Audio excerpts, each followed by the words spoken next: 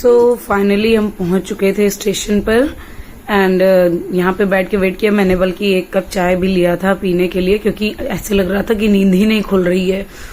तो फिर बैठ के वेट कर रहे थे। वहां जाके पता चला कि ट्रेन और लेट पर लेट हुई जा रही है। एटलीस्ट 2 आवर्स लेट थी हमारी ट्रेन। अनुष बिल्कुल भी ट्रेन स्टेशन पे जाके रुक नहीं रहे थे। अपने पिताजी की गोद से उतरने का नाम ही नहीं ले रहा था वो बिल्कुल। तो वो बेचारे उनको टहला रहे हैं जब से वॉक पे वॉक इनका मॉर्निंग वॉक चल रहा है। मैं तो बैठ के वीडियो शूट मैंने सोचा थोड़ा बहुत कर लूं, और बिल्कुल सच में थकान ऐसी हो गई थी ना, रात भर पैकिंग, फिर मॉर्निंग से उठ के ऐसे लग रहा था 2 रातों से सोए नहीं है। तो बस ऐसे लग रहा था जल्दी सी ट्रेन आए और फिर हम ट्रेन में बैठ के थोड़ा सा रेस्ट कर पाए। बट अभी आगे आगे देखो होता है क्या।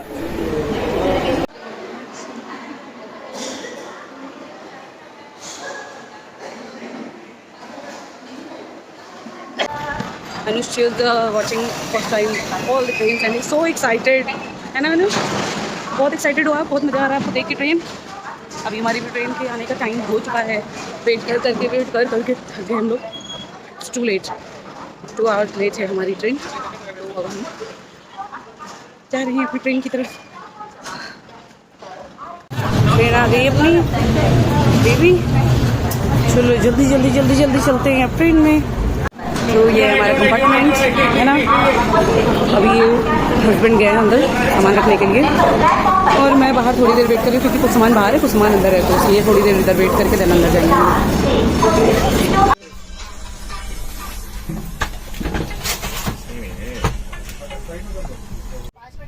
वो 180 కిలోమీటర్లు వెళ్ళాలి మనం బ్యాక్ వెళ్తారా ఇండోర్ కి భోపాల్ కి అంటే అది।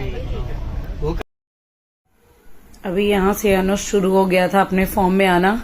वो बिल्कुल ही रुकना ही नहीं चाह रहा था और या फिर मोड में आ रहा था तो बिल्कुल रेलवेज का तहस नहस करने पे तुला हुआ था कि क्या पाऊं तोड़ दूं, क्या पाऊं उखाड़ दूं। सच में बेबी के साथ ट्रेवल करना बहुत मुश्किल है। लिटरली हम दोनों हस्बैंड वाइफ ऐसे लग रहा था कि हम रोना ना शुरू कर दे क्योंकि एम्बेरसमेंट सी हो रही थी कि बच्चे की वजह से अगल बगल कोई भी सो नहीं पा रहा है, इतना चिल्ला रहा है, इतना इरिटेशन सा हो रहा था। और हम लोग इतना थके हुए थे ऑलरेडी, 2 नाइट सोए नहीं थे। इस वजह से पूरा ऐसे लग रहा था कि कब ये सोएगा कब। बट ये सोने का बिल्कुल देखो कितने चार्ज है। ये रात के 10-11 बजे की बात है जब मैं इसके कपड़े उपड़े चेंज कर दी थी कि ठंड का मौसम हो रहा है तो लाओ बेबी के कपड़े चेंज कर देती हूँ। बट हम दोनों को नींद आ रही थी इतनी बुरी, बट मेरा बेटा बिल्कुल सोने का नाम नहीं ले रहा था। और देखो उसके पिताजी उसको देख रहे हैं, वो अपने पिताजी को देख रहा है बिल्कुल। और उसकी हंसी पे ऐसे लग रहा था ना कि अब क्या ही बोले, है तो वो बच्चा ही, बट सच में बहुत टफ था। फिर हम लोग जैसे तैसे उज्जैन पहुंच के होटल पहुंचे, इस हालत में नहीं थे।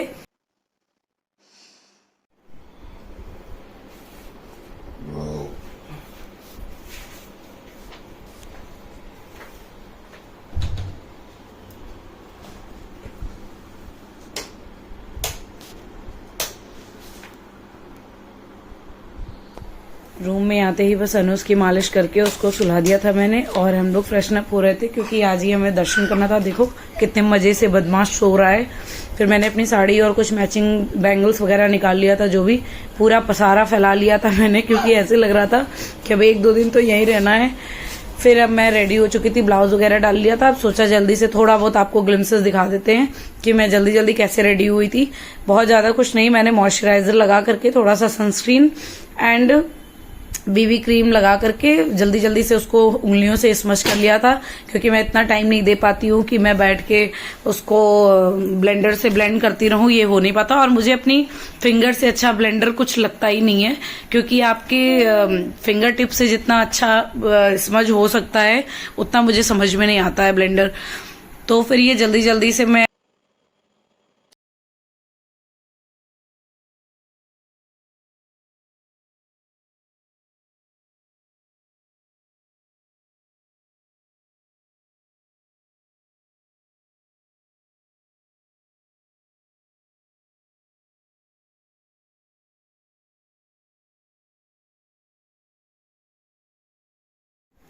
यहाँ पर साड़ी थोड़ी सी डिसबैलेंस हो जाती है ना, जल्दी में पहन नहीं पाती, तो मेरे हस्बैंड मेरी हेल्प कर रहे थे थोड़ा सा। और फिर मैं अपने आप को फ्लॉन्ट कर रही थी कि मैं ऑलमोस्ट रेडी हूँ। यहाँ पे अनुष ने ऑरेंज का छिलका गलती से खा लिया था, तो वो बहुत अजीब सी शक्ल बना रहा था। हम लोग हंस रहे थे और बहुत बदमाशी किया लड़के ने, लेकिन फाइनली रेडी हो चुके थे हम लोग कि अब चलो निकलते हैं। एंड देखो उसके बाद अब निकलते हैं, हम कहाँ कहाँ जाते हैं वो आपको मैं दिखाती हूँ। चलते हैं फाइनली, एंजॉय। अनुष से छुट्टी मिली है सबको। Anush are you ready? Anush कोई मतलब ही नहीं है उसको देखने से।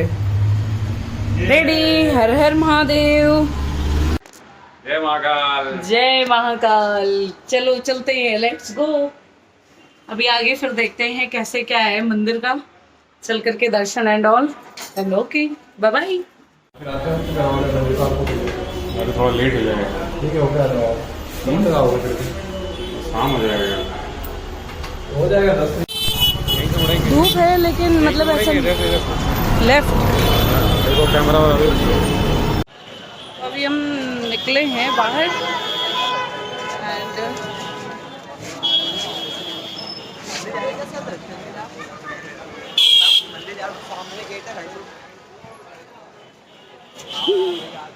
एक नंबर गेट किधर है? ये एक नंबर गेट भाई साहब लेफ्ट में से एंट्री होगा, राइट से भाई साहब आपका स्लीपर गाड़ी का बैंड और ले आ सकते हो। ये अंदर अंदर लोग लगा देते हैं। हां, मंदिर के अंदर बैठे थे ना, नीचे गोबर है। दिख रहा है।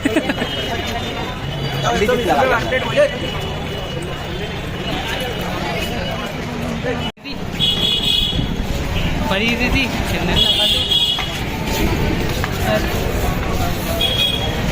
हम लोग अब अंदर। हाँ देखना गोबर दिख रहा है। आप तो मुझे गोबर ही दिखा रहे हो। ये देखो कितनी सुंदर सुंदर सी ज्वेलरी।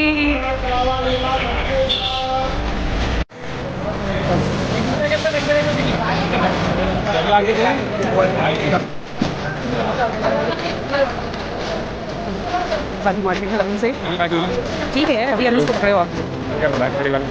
ये देखो कितनी सारी माते महाकाल के टी शर्ट मिल रहे हैं, चॉकलेट पर्स, अच्छे जूट बैग।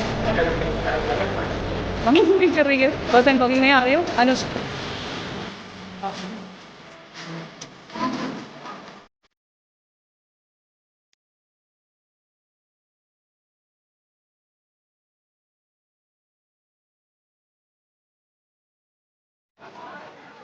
अनुष हम लोग मंदिर की तरफ बढ़ते जा रहे हैं। मार्केट तो खत्म नहीं हो रही है, इतनी मार्केट है भाई साहब कि पूछो ही मत। तो अभी हम आए शीघ्र दर्शन सुविधा काउंटर के पास, शीघ्र दर्शन सुविधा काउंटर के पास।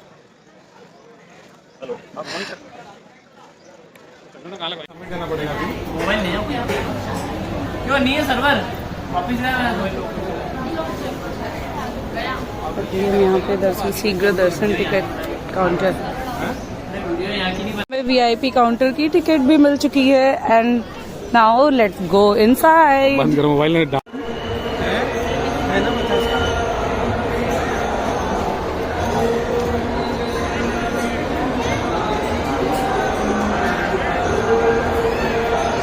हम लोगों ने अंदर जाकर के अनुष ने, उनके पिताजी ने, मैंने मिल करके ये तिलक करवाया टीका वहाँ के पंडित जी से। और उसके बाद हम धीरे धीरे अंदर गए थे। अनुष तो सो रहा था, सोए समय मैंने बोला लगा दो, वो बिल्कुल। देखो भस्म पूजन के लिए वो पापा बोल रहे थे ना कि पंडित जी लोग से टिकट बनवा।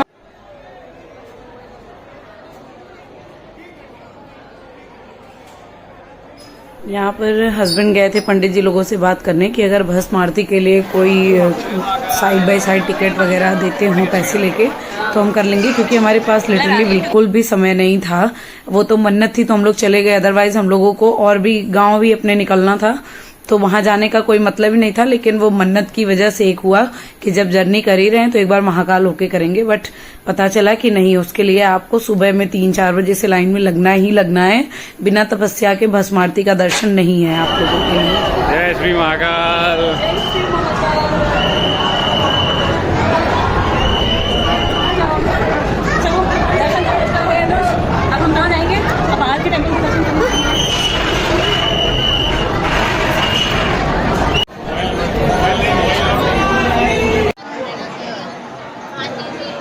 ओंकारेश्वर मंदिर की तरफ जाते हुए।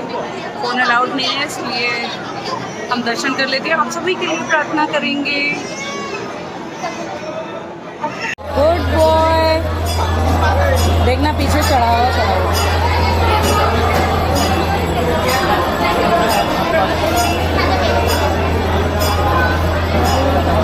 चलो बोलो जय महाकाल। अरे अरे हाँ, पकड़ के चल लो।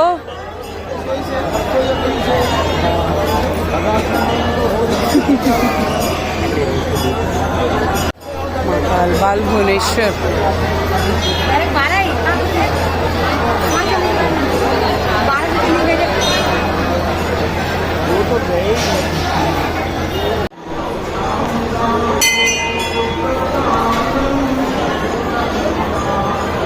बृहस्पतिश्वर महादेव के अलावा बहुत सारे शिव जी के ही छोटे छोटे मंदिर और भी थे। अगल बगल बहुत सारे मंदिर थे। शायद हम लोग पूरा तो शायद हम लोग घूम भी नहीं पाए क्योंकि हमें और भी जगह जाना था, लेकिन जितना पॉसिबल हुआ उतना किया। और यहाँ अनुज की पूरी मस्ती चालू थी। वो बिल्कुल हाथ छुड़ा छुड़ा के ऐसे भाग रहा था, ऐसे लग रहा था कि उसे वापस घर नहीं जाना। तो यहाँ पे ये मंदिर भी बहुत अच्छा था। ये थोड़ा सीढ़ी से नीचे उतर के जाके हमने यहाँ पे मत्था टेका एंड देन अनादिकल्पेश्वर स्वामी जी के टेम्पल में गए। यहाँ पे मैंने देखा बहुत सारे लोग अपने ग्रहों की पूजा करा रहे थे। इससे थोड़ा और आगे गए जब, तो वहां जाकर के देखा कि बहुत सारे टेम्पल का पूरा ओवरव्यू एक दिख रहा था। बहुत ही खूबसूरत लग रहा था वहां पर। और यहाँ पे अनुज को एक मिल गए थे औगड़ बाबा, जिन्होंने अपनी गोदी में बिठा के उसे आशीर्वाद देना करना शुरू कर दिया था। थोड़ा सा अनुज अजीब सा मुंह भी बना रहा था। फिर सबसे प्यारा व्यू चीज मुझे वहां ये लगा, जो सारे पंडित जी लोग मिलकर के बहुत सारे मंत्रों का जाप कर रहे थे और यज्ञ कर रहे थे। ये मतलब ऐसे लग रहा था कि वहां बैठ के घंटों सुकून में मतलब उसको फील किया जाए सारे मंत्रों को। वो बहुत ही अच्छा लग रहा था। आप भी इंजॉय करो।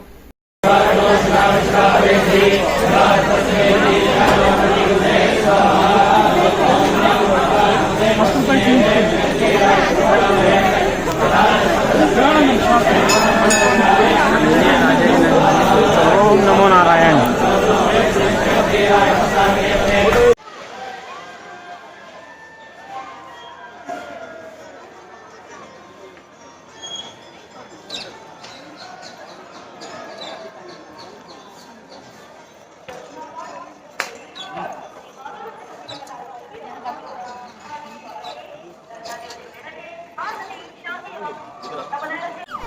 इनको कहाँ अकेले जाना है टेम्पल में?